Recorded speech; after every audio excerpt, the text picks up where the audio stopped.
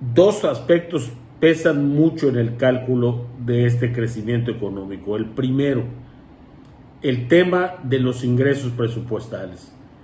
Estamos calculando que van a ser 6.17 billones de pesos, 381,000 millones de pesos más que el cierre estimado para 2021 y 633,000 millones más que lo presupuestado, lo aprobado para 2021. Nuestros ingresos petroleros, por ejemplo, estamos calculando 1.087 barriles de petróleo, pero hay dos elementos que nos pesan mucho en este cálculo. El primero, la plataforma de producción, y segundo, el precio. Quiero referirme particularmente al precio.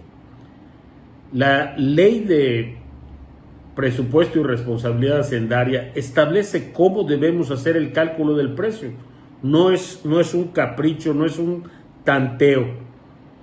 Créanme que este ejercicio lo hicieron los diputados, lo hemos estado revisando los senadores. Voy al artículo. Dice: el precio internacional de la mezcla de petróleo mexicano se determinará por el precio de referencia que resulte del promedio entre el promedio aritmético de los siguientes dos componentes. El promedio aritmético del precio internacional observado en los 10 años anteriores a la fecha de estimación, que de acuerdo con las estadísticas de Pemex, en este caso, vendría a ser 66.12. Desde el 2011 al 2021, nuestro promedio, como dice la ley, sería 66.12. El promedio de los precios a futuro es el segundo componente, a cuando menos 3 años del crudo denominado WT1, World Texas 1, cotizado en el mercado de intercambio mercantil de Nueva York, ajustado por el diferencial esperado promedio entre dicho crudo y la mezcla mexicana. Eso nos da 64.13, menos ese diferencial, 65.25. ¿Y cuál ha sido el diferencial de estos últimos años? Ha sido cuando mucho $2. Y por lo tanto nuestro estimado tendría que ser 63.2. ¿De dónde salieron $55? Hoy, ayer la última cotización fue $78.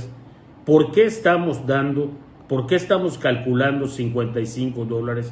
Esto significa menos presupuesto para el campo, menos presupuesto para hospitales, menos presupuesto sobre todo para los estados, menos respuesta rápida para los casos de desastres naturales.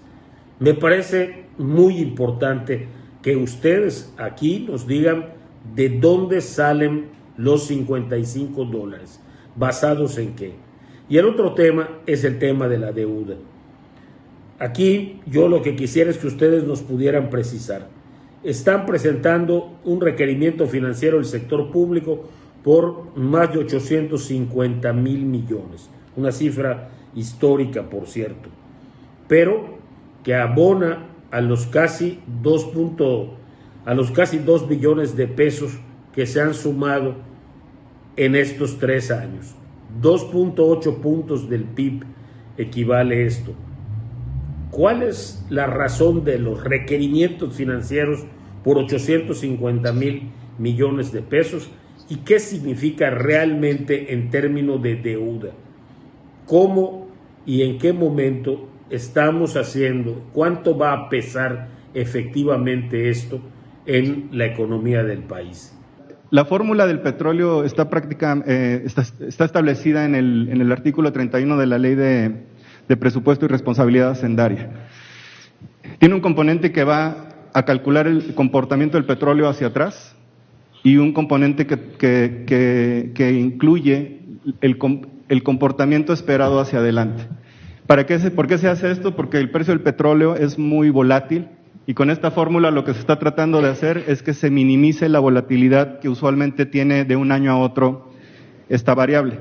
Entonces déjenme, voy sobre el cálculo. Nosotros estamos calculando que el precio sobre la fórmula, y no quiere decir que este va a ser el precio del petróleo, pero pues la ley es muy clara y la tenemos que seguir. Nos arroja el estimado que incluimos, $51.1 por barril. El componente 1 nos da $57.7 por barril. Una de las variables es el precio mensual de lo que es la mezcla mexicana de valores de los 10 años anteriores, como lo mencionó el senador. A nosotros nos da $64 por barril al momento en el que hicimos el cálculo de la fórmula y se incluyó en el presupuesto.